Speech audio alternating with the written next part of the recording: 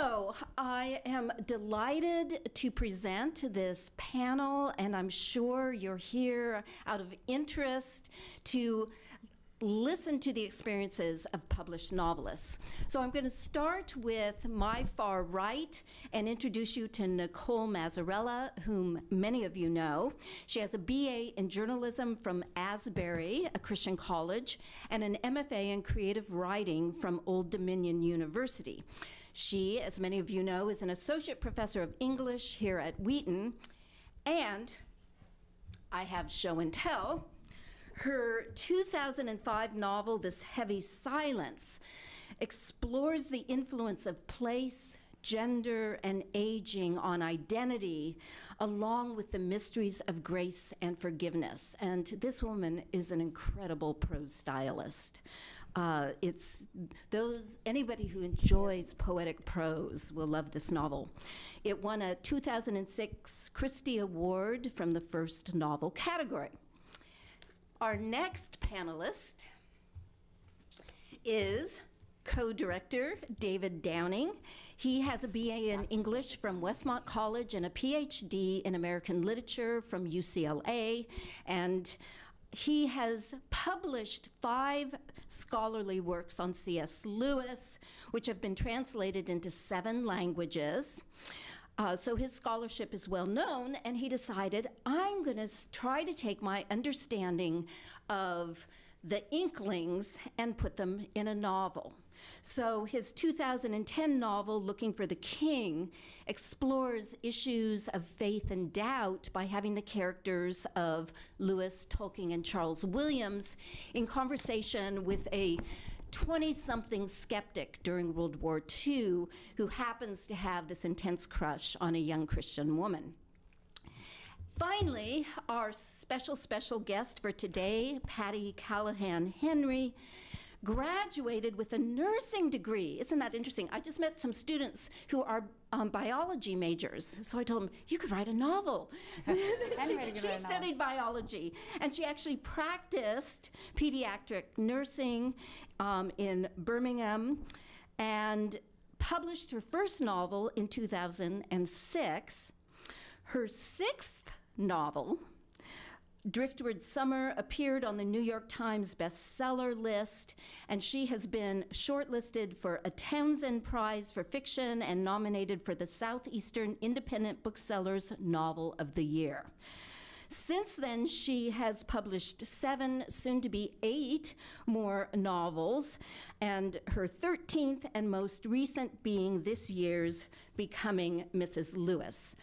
And it is a USA bestseller and one of the Christian Science Monitor's top books of the year. So I really hope you can come back this evening at 7 p.m. where she'll talk more specifically about this novel, her 13th novel, and tell us about the experience writing that. We might get into a little bit of that, but we're going to talk about publishing first novels today.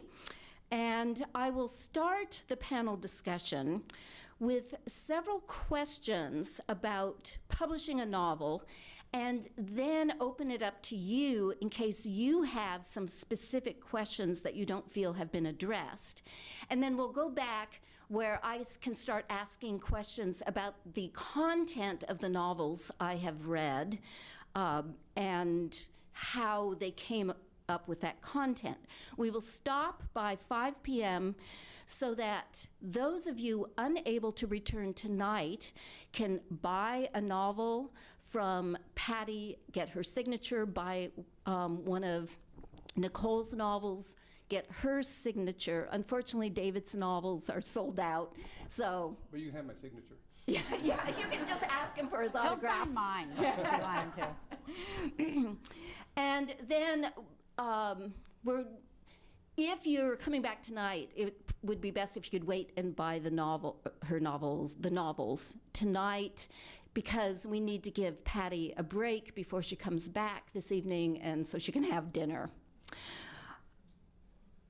Okay, so here is my first question, and we'll start with Patti and then go down the row. What inspired you to write your first novel? And can you share with us some of the highs and lows of the writing process? Well, that's a weekend seminar.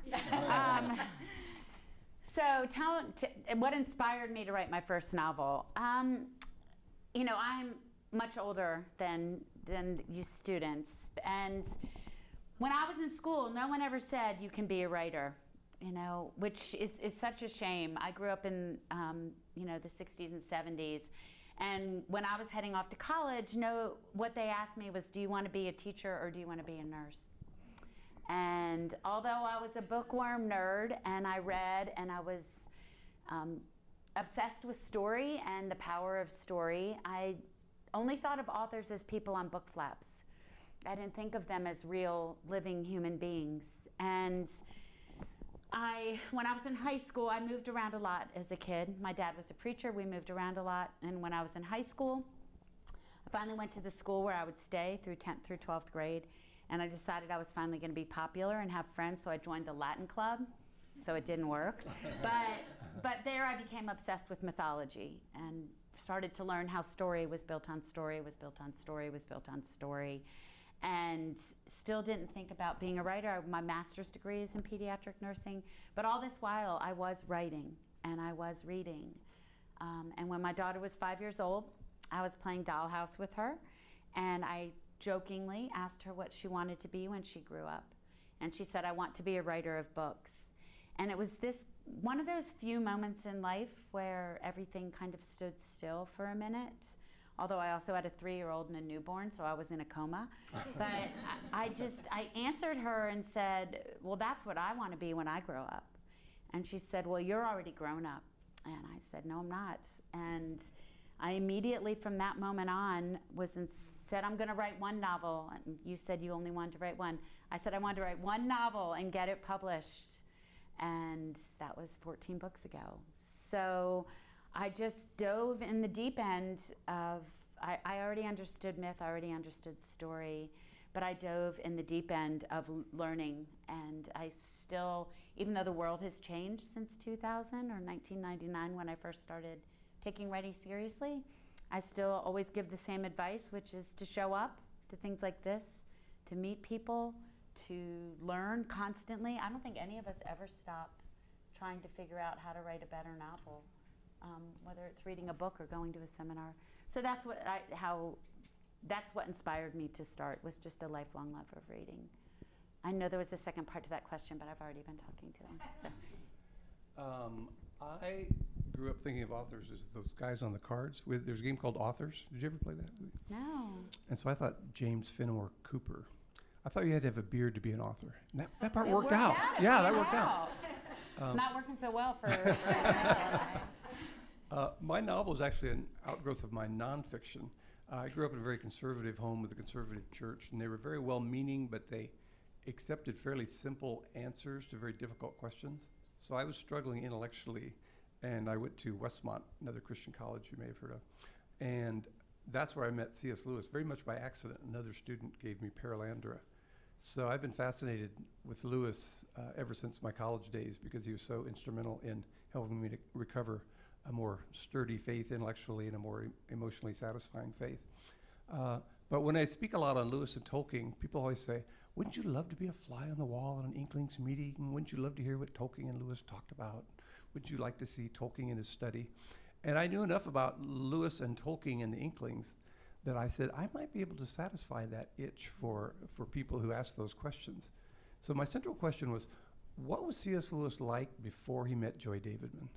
So I think I accomplished that, because she's nowhere in my novel. I originally... he was nothing before that. There's a group called the New York C.S. Lewis Society, and they have a newsletter.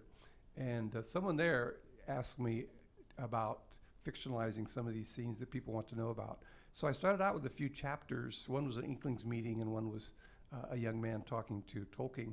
And they were so well received, I started thinking, you know, I maybe should go further in with this and go ahead and try to write a whole novel based on meeting the Inklings in 1940 before they were too famous. So mine actually grew out of my nonfiction writing. And And that was my first novel, and so far my only novel. So I'm waiting for the muse to drop 13 more times. It will. It will, okay, thank you. So Patti, I really relate as far as I too grew up in a space where writers, I loved writers, admired them, loved books. There's a great quote, who I at this moment cannot remember who said it, but it said that writers are readers moved to emulate, which was my experience. I loved reading, immersed myself in story growing up. And so I have been writing as long as I can remember, because I would read and then try to tell my own stories. I'd get in trouble in class because I'd scribble them under the desk. A lot of my stories are really bumpy because I lived in rural Ohio, and there were these long bus rides, and so I'd write in this notebook, and the bus would hit a bump, and the pen would go up the page, and so I can't even really read them anymore. I've often heard the advice that you don't publish your first novel, which is good, because my first one I wrote when I was in 9th grade, and it's as horrible as you can imagine, a novel written by a 9th grader. So I was always doing this, but didn't really think it was something that I could do, which is hence the journalism degree. That seemed like a practical way of moving toward writing and something I enjoyed. Thankfully, I had a professor make an offhand comment in a hallway, and she said, "Well, so you're going on for your MFA in creative writing, aren't you?" Because she had read some things I had done outside of class, and it got me thinking, maybe, I didn't even know that was a degree. I didn't know that was an option. A thing. Yes, so that's what I did. And so while I was in my MFA program, another professor gave an assignment. She said, go back to your earliest memories and only describe them using sensory details. And so I remembered visiting my aunt and uncle's farm when I was growing up, and I remembered this sensation of walking into the pond and the mud squishing between my toes, and I wrote all about this memory of being on their farm and all the sensory descriptions of that farm. I never thought my first novel would be set on a farm in Ohio, but through those descriptions, I started getting really interested in where I was from, how that place had changed me, shaped me. Even though I was now living in Virginia at that time, I got really interested in the farm where my grandmother had grown up, the farm that my dad had grown up down the road from, and so that became the setting for the first novel. So interesting. The So- message is writing is a thing you can do. Mm. I think, yeah. I wish it was, don't you wish somebody would have said that to you? You know? The next question is, how did you find a publisher for your first novel, and what advice might you have based on that experience? Patti. Let me start with me. My advice hasn't changed that much, even though the world has changed that much. If you look back when I first started writing my first novel, we didn't even have Google, honestly. And it's hard to remember that was such a small time ago, that we didn't have the resources that we have now. You know, there's self-publishing, there's small press publishing, there's so many different ways to publish now. I can only speak to traditional publishing, honestly, so it'll be interesting to hear all the different views, though. But my advice is still the same, and that's that you've got to get out from behind your screen and meet people and talk to people and be in the world. We have to be behind the screen and alone and digging deep for our stories, but we also, if we want to get published, have to be out in the world. The stories are alone, the publishing is never alone. The publishing is collaboration. It is meeting, it is networking, it is coming to understand what the readers want in the world. And so the way that I was published is very old-fashioned, and yet it still feels true to me, which is that I kept going to writers' conferences. I entered contests, I met people, and a novel I had written called Between the Tides won a contest. I got an agent. That novel didn't sell. I put it away. I wrote another novel. It was called Losing the Moon. It sold. And 4 years later, I went back and rewrote Between the Tides, and it sold. But that's how I met my agent. That's how I got a publisher. I've always published traditionally. My first 6 books were with Penguin, then Macmillan, which oddly was Joy's publisher. My book, did we say what my book is about? My book is about Joy Davidman, C.S. Lewis's wife. And she was a novelist also, and her novels were published with Macmillan. And then this one is with HarperCollins. So all of my publishing has been traditionally. So if you have questions about that, that's mainly what I can answer to. But I still suggest, once you have a finished manuscript, I've always said this, I still believe it, I really believe in getting an agent first. It's easier now to publish without an agent because you can self-publish, but it's a world, publishing is a very different world. There's no business like publishing. So there's no way to say, well, I've been in the business world, so I can navigate this publishing world. It's a very strange world that I think is hard to navigate without an agent. So. I think I would second that. I'm not a big fan of self-publishing because there's no gatekeepers. Right. It's hard to navigate. Right. Yeah. Sometimes on recruiting day for my college, I would meet an 18-year-old who would say, oh, I have 3 novels published in my memoir. And I go, really, at 18? I had a memoir when I was 9. Is that right? It's called My Life. Was that HarperCollins or Macmillan? So awesome. My Life. So awesome. One of my earliest efforts was a series of poems about a guy named Kajurmbas, and he was so small, he was exploring the human body from inside. Oh and then a movie came out called Fantastic Voyage, and I go, they stole my idea. That was my idea. I saw Raquel Welch as the female, love interest. But self-publishing often, it gives you a feeling that, oh, now I'm a published author, but there's no marketing mechanism. It's usually not reviewed. There's no editors. A lot of people think I'm ready to go. People don't understand my genius. But when they self-publish, people understand why they're having trouble getting published by more traditional means. I would also say try to get an agent. More and more what they used to call over the transom. They won't even 100%. accept the parcel. They won't even open the parcel. So Not even by email. Right. So I had an agent from my nonfiction works, and he sent the novel around. It went to a major Christian publisher who, it's a little bit of a niche novel for Inklings geeks. Excuse me. It's got quite a bit of exposition. There's like 8 pages on Charles Williams' understanding of the Holy Grail, which normally, that would be the opposite of a bodice ripper. What would that be? So when it got to the... An intellectual ripper. Brain ripper, something like that. Anyway, got to the top level, and every single editorial person wanted to publish it, and every single marketing person didn't want to publish it. And the head of the committee was a marketing person, so he broke the tie. So it ended up with Ignatius in San Francisco, which is a Roman Catholic press, and now it's moving over to Paraclete, which is your press, I think. But I would say quickly, I think these days finding an agent is an important part of the process, I think. Very important, yeah.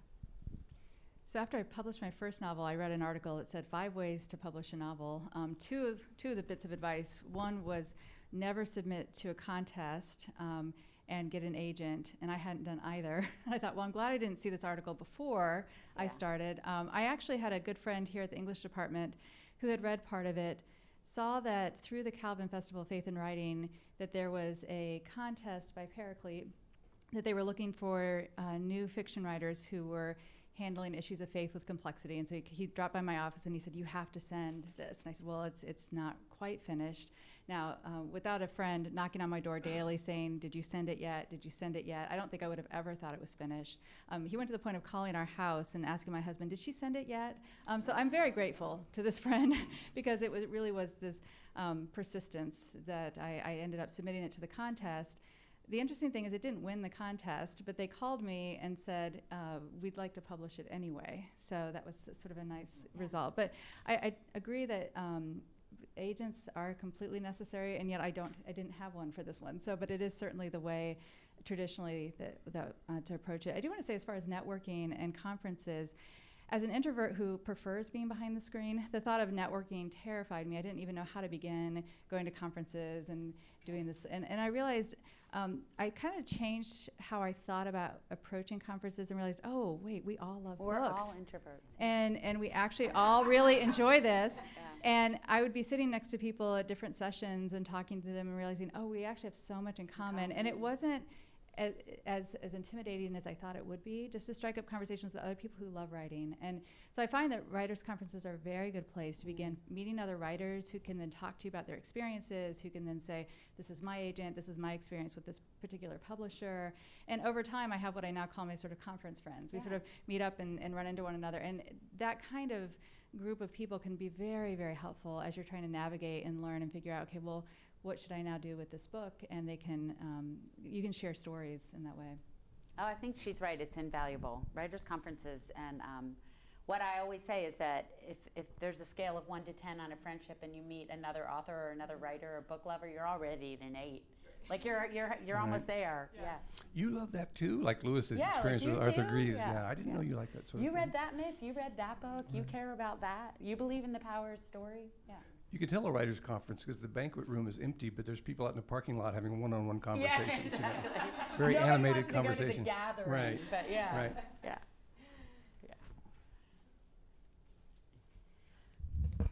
I want to give a chance for some of you now, before we get into the particular content of their novels, if any of you have questions about this writing the novel, publishing the novel process. And if you could speak into the mic. I have a question about the editing process. Once you found an agent, and then with the publishing, I've read a lot about, how much it changes from when you give them your manuscript. So like, what's you guys' experience with that, and how did you feel about it? Well, first of all, in both my nonfiction and fiction, I figured out that I usually have 7 stages of revision. Often, once again, students feel like it jumped full-armed from the head of their creative spirit, and they don't understand editing.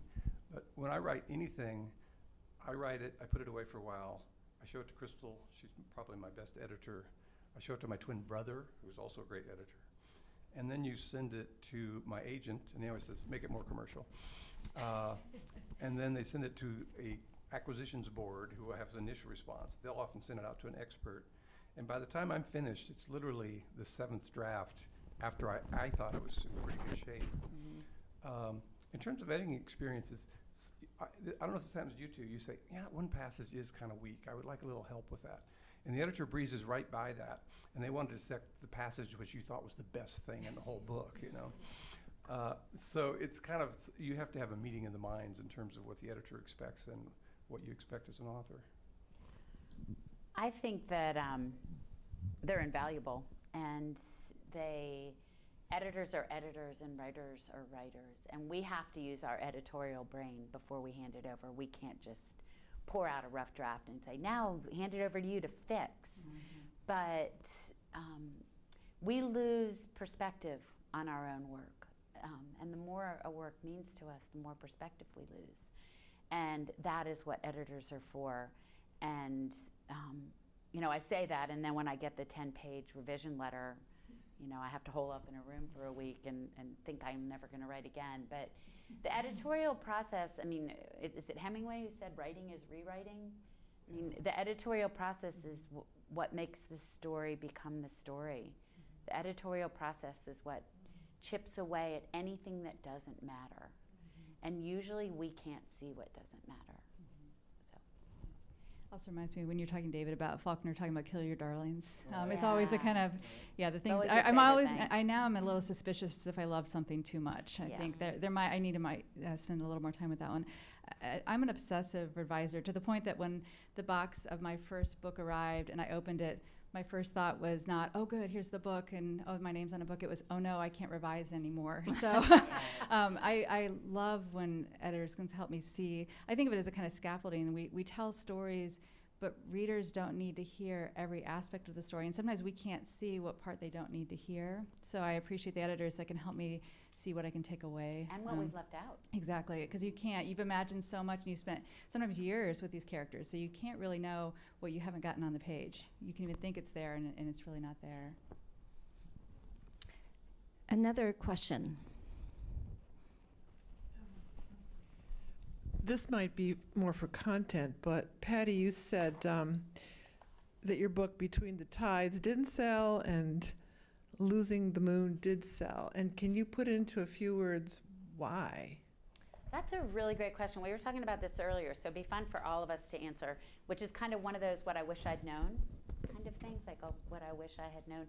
And this is a little technical, so for those of you who are bored by this, I'm sorry, I'll make it quick. But I think that what I didn't, one of my favorite quotes is by Somerset Maugham. There's 3 secrets to writing. Sadly, no one knows what they are, right? So don't take this with too much, carved in stone. But what I really wish I had known, and what really changed between the first novel and the second, was understanding the internal journey of the character. So we tend to think that we understand story through plot, but it has been proven over and over that we're hardwired as humans for the internal journey. We want to know what happens next. The internal journey of the character is more important, and at least as important, as the plot points. So now, before I even sit down to write, whether it's about my completely imaginary characters or these, in the newest novel, more than two very real people, as I ask, what do they want? Why do they want it? Why can't they get it? And what misbelief do they have that is keeping them from getting what they want? What is the thing inside of them that is stopping them that they believe is true? And I really feel like and that takes time. So it's easy to skip because you just want to start telling the story. And I'm still learning it every day and learning more every day, but my first novel wasn't working because I was just telling you what happened, and I was telling you what happened in really pretty language, but I wasn't showing the transformational journey of the character. And that is when things really shifted for me. So I hope that helps. Any other questions before I pose some more? All of you have written, to a certain extent, historical fiction. Nicole, by capturing the feeling of 1960s Ohio, even to the extent of fixing farm machinery and delivering a lamb. And then, of course, Patti and David, the next step where they actually insert historical figures. And now we've moved to Patti's novel that she will be talking about extensively this evening. But David has already mentioned that he has C.S. Lewis, Tolkien, Charles Williams in his novel. Patti has, of course, C.S. Lewis and the relationship with Joy Davidman as they slowly fall in love and marry, as well as other historical figures that they knew. So what I want to hear from all of you is, what did you find most challenging about capturing a certain historical era?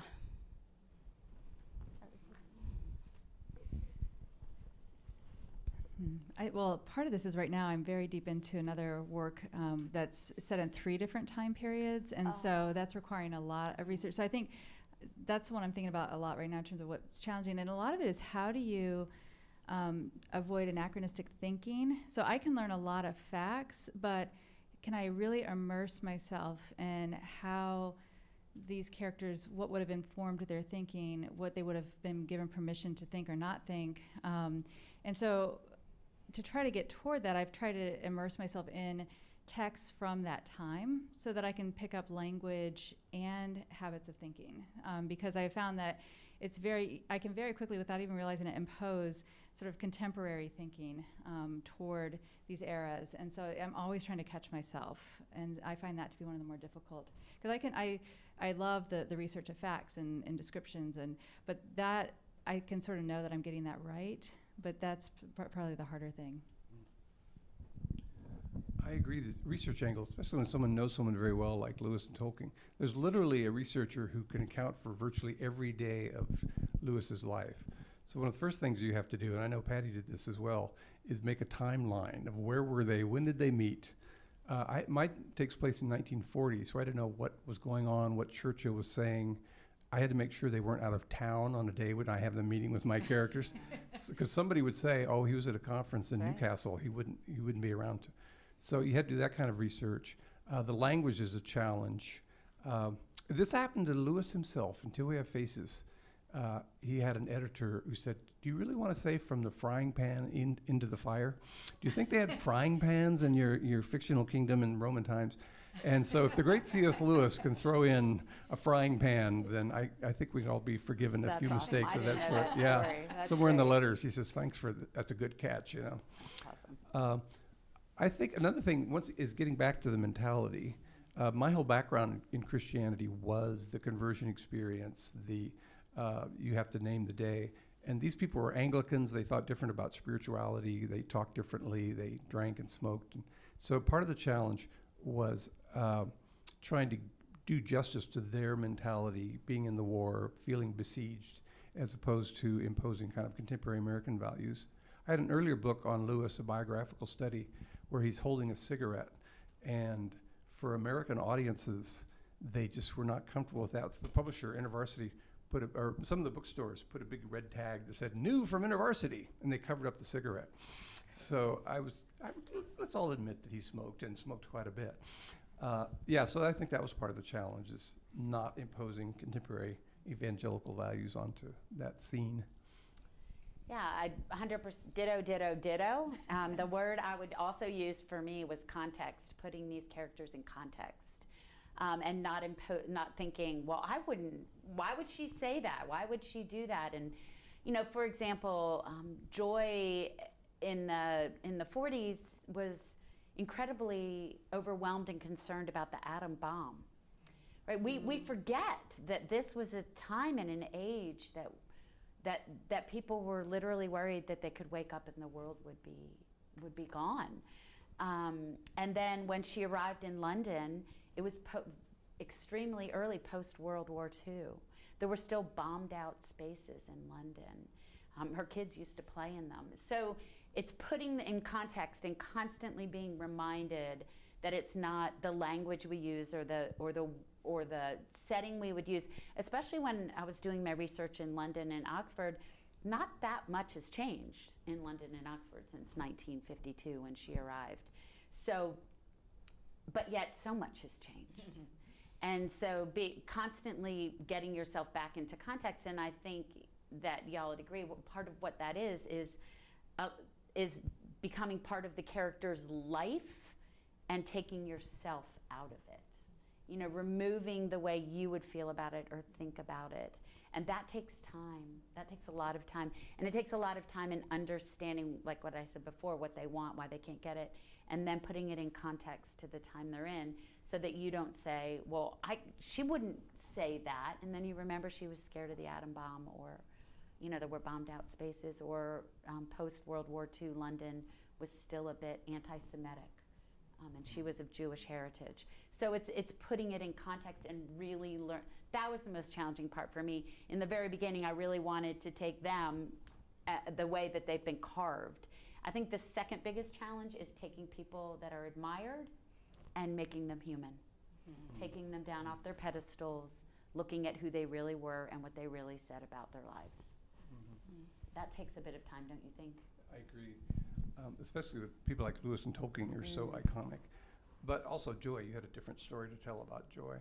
I want to tell a story that I talked earlier to Patti about this. Eudora Welty was on a panel discussion like this, and the other people said, oh, I always write a plot and then I try to build characters. And they got to Eudora Welty, the famous Southern writer, and she said, I have people in my head who just say, tell my story, please tell my story. And that's the only comment I remember from that whole panel discussion. And I think part of the fascination of reading Patti's novel is she had this very strong sense of Joyce telling her, tell my story. And I think you succeeded in that, but I think that was a beautiful motivation.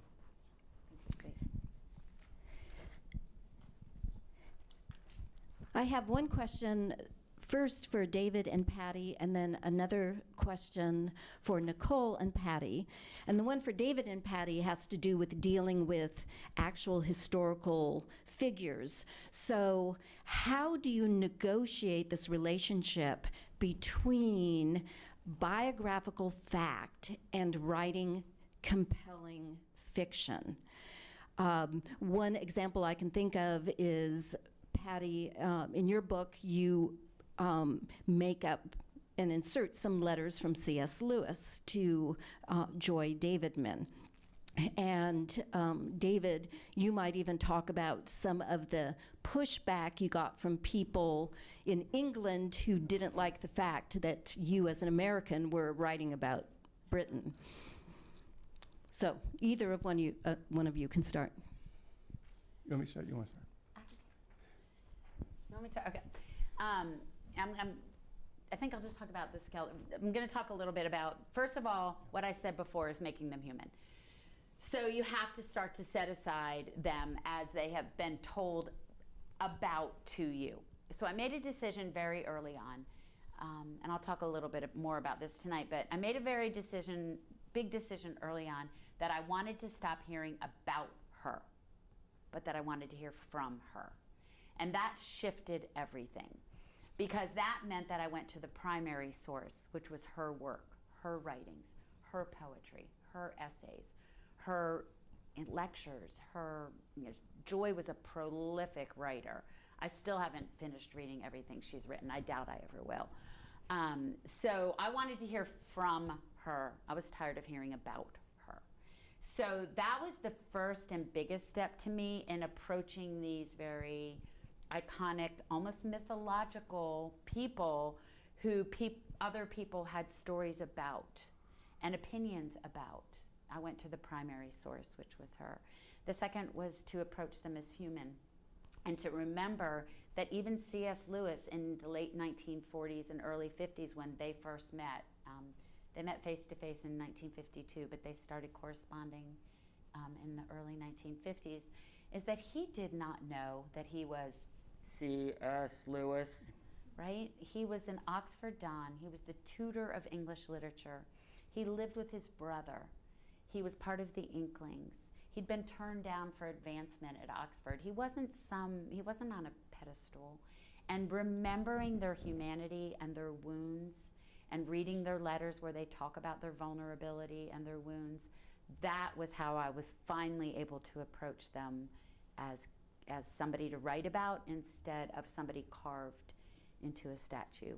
And I think the more somebody is famous, like Tolkien, Williams, and Lewis, the harder that is. And my suggestion is always to go to the primary source, which is what they say, what they reveal about themselves in their letters, their poetry, their books, their essays, things like that. I had the odd experience of being corrected on things that were right and having things that I made up. Everybody said, "Oh, I didn't realize Tolkien knew so much about the Spear of Destiny." When I wrote the draft, gave it to several readers. Lewis and Tolkien, these young Americans are looking for the Spear of Destiny, the spear which was thrust into the side of Christ. It has sort of a Holy Grail sort of sanctified history. And my readers would say, "Oh no, Lewis would never make an analogy of atoms being like waves and particles. He didn't know anything about science." And I go back and look at the letters and I go, "Well, I got that from the letters. There's no reason I would come up with that myself." And someone else said, "Oh, Tolkien would never say non-coms. That's American slang." Especially the British. They think they know off the top of their heads what is British slang and what's American slang. And I went back to his letter and he uses non-coms. Yeah. So I had a number of reviewers picking out individual things that actually mine was correct and theirs was not. But then I have a whole long passage where he's talking about the Spear of Destiny, and I think it might be down in Malmesbury or it could be in Glastonbury. And that sailed right by all the reviewers. Not a single one of them questioned that Tolkien had all this knowledge. The actual made up Yeah. part. Yeah. So I think it's sometimes people zero in on the details.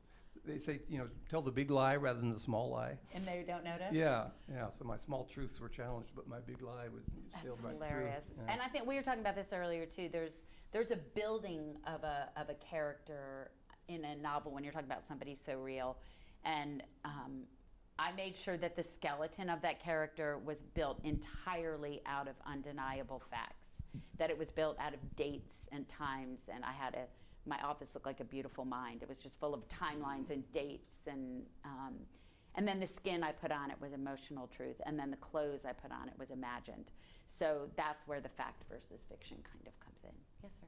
I have a question about that very point that you were just making about historical characters and what your research proved what small detail you brought forward was actually correct. Mm-hmm. Would your editor or in the review process, would you decide that some of those things that are controversial, they'll create controversy in the reader's mind, that it's just not worth going there?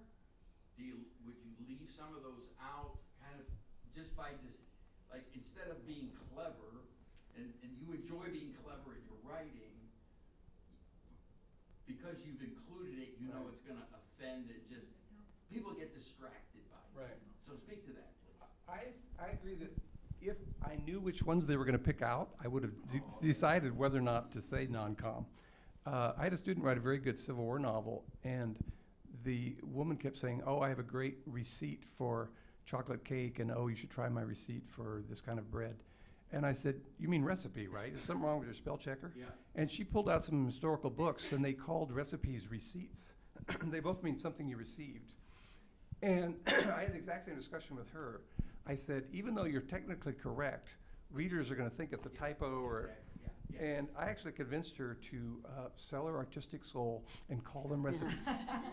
And I think I would have done the same if I thought that people were going to have trouble with non-com. But I honestly didn't anticipate which things they were going to pick out as problematic. I had a discussion for you earlier of people finding things in your novel that aren't there and not finding things that I put there. They did mess up, yeah. My characters are very interested in King Arthur, and most of the characters they meet have an Arthurian name, but no reviewer has ever mentioned that. They were never noticed. Why keep Mrs. LaFay, and every character has some kind of Arthurian. Nobody's ever noticed that. But one reviewer said, his structure's brilliant. They're in Oxford. First they go north, then they go west, and then they go south, and then they go east. And I go, sure enough, they do. I hadn't thought of that, you know? I love when people love something you didn't mean to do. Yeah, but I'm not going to deny it in an interview. Why did I tell that story on myself? I didn't know I did that. Yeah. It's true. Other questions from you before I go on to give them questions?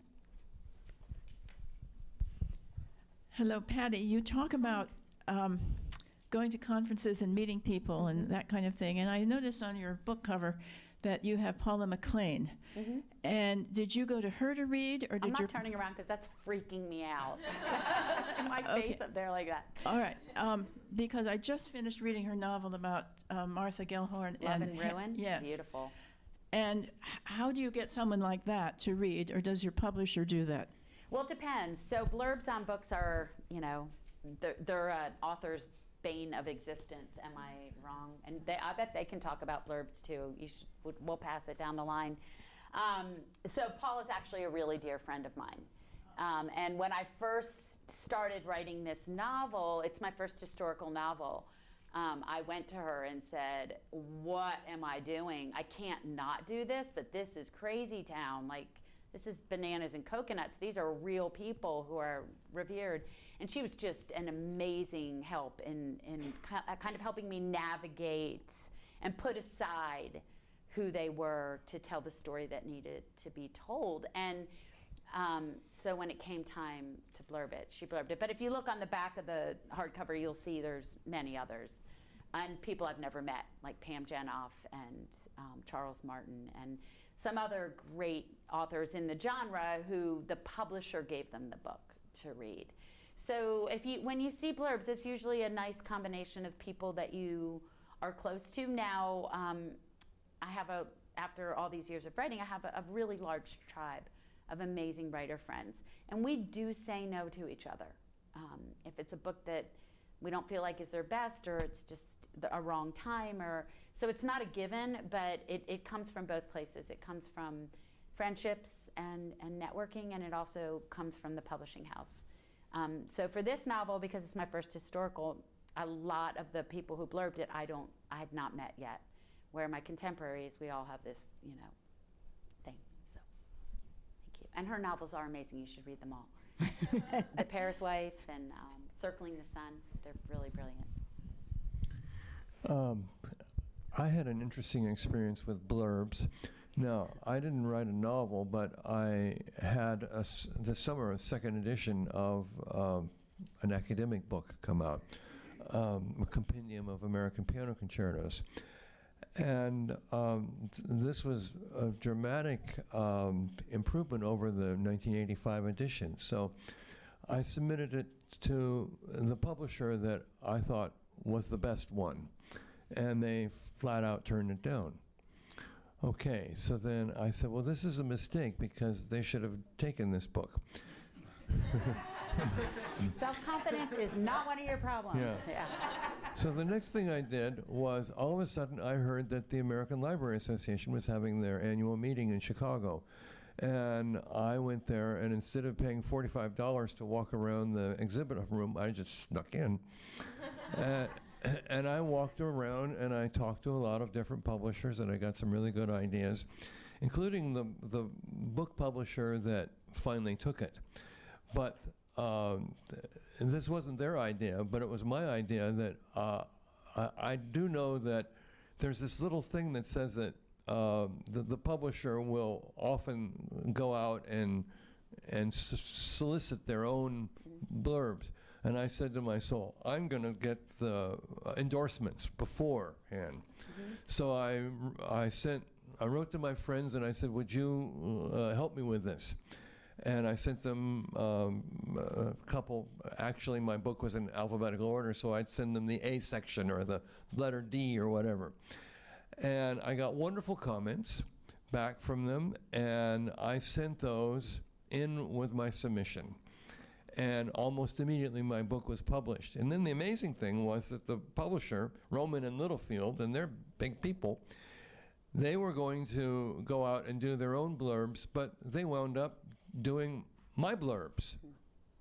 So, Yeah, so which was blurbs very are nice. free pub and pub. They help you sell too. Y'all talk about it real quick.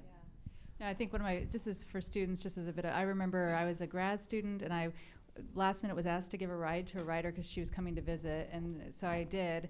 And I later, when the book was published, I thought, I'm going to send it to her, because we had this great conversation about Alice Munro's short stories, and like we said before, if you love writing and reading, you can often have this connection. And she was one of the ones who blurbed, Erin McGraw blurbed it. And so I think this idea of, we're coming back around to this idea of forming relationships and friendships around the shared love of story, and how that really, if you can view the process that way, I think it makes it a little easier. So you're right, it's not just on the book, but people are using it also to sell the book, so that's a great story. Yeah. How about you? What is your experience with blurbs? Well, people often don't know who the leaders are in the field, so you just write your own blurbs and make them up.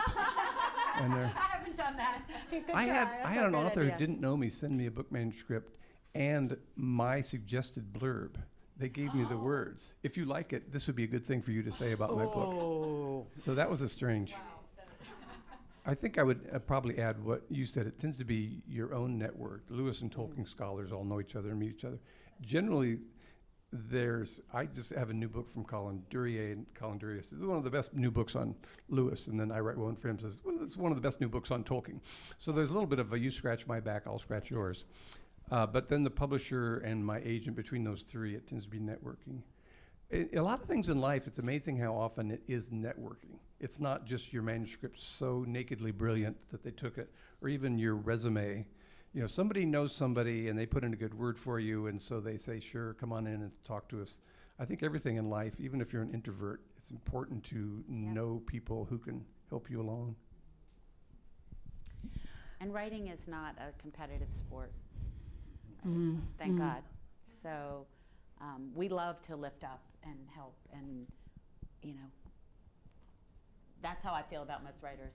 Although you told us a story earlier about, you said, I'm not sure if I can really tackle a historical novel with Joy Davidman. And she said, well, maybe I should do it. And then I was like, I'm doing it. Oh yeah. I can tackle it. It took a little bit of I'll steal that story from you for me to go, nope, I got it. I totally got it. I totally got it.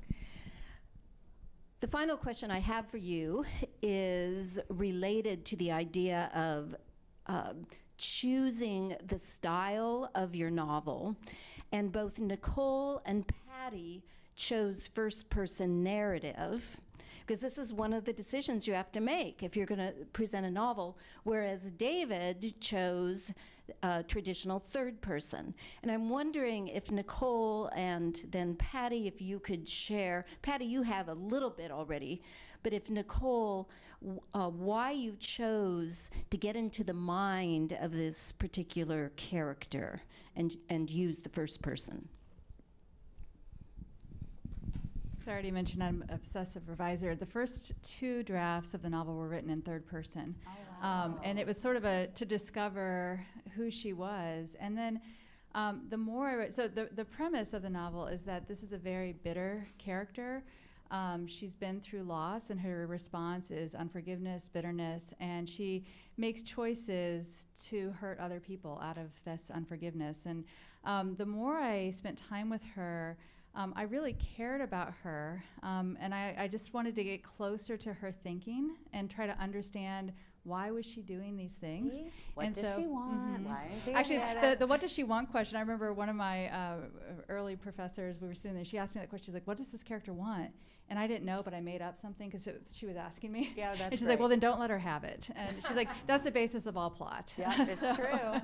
But so when I shifted to first person, it truly was this desire of, if she were to tell her story, how does she think about this? How would she explain her choices? How has she rationalized these things to herself? And I got really interested in when someone who we wouldn't interact with typically, or other people in her community didn't interact with her. She was very isolated. They didn't get to know her because of who she was. I thought I want to sort of allow readers access to someone who in life we wouldn't have access to, because she's the sort of person who closed herself off. So what would it look like to let readers come really close to someone who we maybe typically wouldn't? And so first person allowed me to also play with the unreliability of just the ways that she defended and explained and understood things to herself that readers can very much look at and say, oh, no, it's much more complicated than that. And you're actually operating out of your own wounds. You're actually operating out of your inability to forgive. And the readers can see that, but she can't yet see that. And I wanted readers to live in that tension of what happens when we don't allow ourselves to move toward healing, and instead we kind of stay rooted in this wounded space. The internal journey. Yeah. I was going to ask you that question. In Huckleberry Finn, he's one of the most famous unreliable narrators. He's been raised in a cabin in the woods by his drunken father. And the first time he sits down at a nice table with Miss Watson, they bow to say grace, and he says, I don't know why they grumbled before every meal. I thought the food was pretty good. And so it's pretty obvious that we have an unreliable narrator or doesn't understand. Did you play with an unreliable narrator With Joy? Yeah, did you put thoughts in hers that we're supposed to see that's not quite? I hope not. I think, I was just nodding so much when you were talking, because when you get in the, inside the mind, and I call it from the seat of her heart or from behind her eyes, or I tried to tell her story in the key of empathy, is that I can see she's fooling herself, and the reader can see she's fooling herself and maybe being a little manipulative or not being truthful with herself about what she's doing. But since we are in the first person, we are telling the truth as that character. And as the reader, the closer you get to a character, the more you care about them. Now, I've written novels in the third person also. You can get just as close to a character in the third person. But for this kind of story, that seemed necessary. And I think that's the biggest question to ask yourself. And I want to hear why you chose third person. But I think the biggest question you ask yourself as you tell the story is, which is going to get the reader closer to the journey of my character? The third or the first? How are they going to come to know this story best? And sometimes it's third, and sometimes it's first. So, in some ways, third is the default because you can see the character and describe their expressions. When my students write, they always say, "I blushed purple," and you say, "Well, how did you see yourself blushing? Did you happen to have your cell phone? How did you?" So you have to think about. As first person, you know your emotions and you think in your language, but you can't see yourself. And I think third person is easiest because you have some access to their thoughts, but you can also look at the person. My mistake, I tried an earlier novel about the young Lewis, and I was going to go first person Lewis, and I suddenly... that's frightening. I know. The only person more presumptuous was the woman who wrote The Christ the Lord, Anne Rice. She wrote a series of novels about Christ from Christ's point of view. From Jesus' point of view. But it's surprisingly successful. But I realized suddenly you'd have to be as brilliant as Lewis to capture Lewis's thoughts, and you'd have to throw in Greek and Latin phrases. So I suddenly realized that... And a couple other languages to boot. And even in my novel, they're always looking at Lewis and Tolkien and Dyson are saying things that I know they said something like that, but I don't try to go into their thoughts. It's easier to go into fictional characters' thoughts. One of my biggest compliments was I made up a bunch of crummy puns. Hugo Dyson was famous for his lousy Shakespearean puns. And I made up some lousy Shakespearean puns. Like they're talking about this young American, and he says, well, tell us about this glorious son of Yanks. And you're supposed to think this glorious son of York. And there's another one where somebody talks about going to Gosforth or Gosforth and looking for the spear. And he says, goes forth and multiply. And these are supposed to be bad puns. And one of the reviewers said, I wonder where he got these bad puns from Dyson. And I was very complimented that my bad puns he thought were Dyson's bad puns. The word bad didn't bother you. You were just glad he thought it was Dyson's. Yeah, exactly. Yeah. Any other last questions questions? from the audience?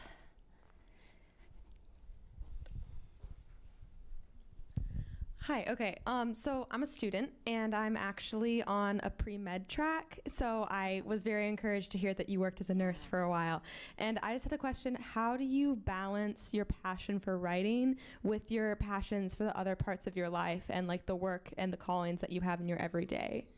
Oh, that's a great question. We can all answer that. Let me say that I think one of the, if you're not going to take writing, if that's not the educational path you chose, which it wasn't for me, some of the best paths have to do with medicine and social work, because what you have a front row seat to is the human condition. So the years that I spent being a pediatric nurse or getting my master's in nursing and writing a thesis, which was, practice in writing. People always say, what was the first thing you published? I say, it was a thesis on closed head injuries in the Journal of Neuroscience Nursing. Boring, right? So there's, where Joy's was on the Lord Orrery and it was completely literary, but there's so many paths to writing stories, so many paths. And medicine is an amazing one because, like I said, you have a front row to the human condition. So is getting an MFA, so is getting a PhD. There's a million different ways to do it. And as far as balance, there is balance because, like I said before, we have to be alone in a room, digging deep, going in the muck and mire of our own life to even write about somebody else's life. We have to listen to the darkness as well as the light, but then we also have to be in the world. So there is a balance of getting out there. And almost all the writers I know have other jobs and are also writing. They're teaching, they're nurses, very few are doing nothing but writing. So what do y'all say about that? Yeah, I actually often tell students you don't need an MFA to be a writer. There's so many other paths. And so some of this is how do you learn to study and grow as a writer outside of that, and becoming a reader who studies what you're reading and ways of becoming a writer. So there are ways of reading and ways of going to conferences and doing things that can help you, and bringing in other readers who can help you see things that you can't see about your own work. In terms of balance, I tend to often think of it more as time is always about the choices we make, and there's never going to necessarily we're never going to say, oh, look, here's all this time for writing. Life never sort of offers it up to you.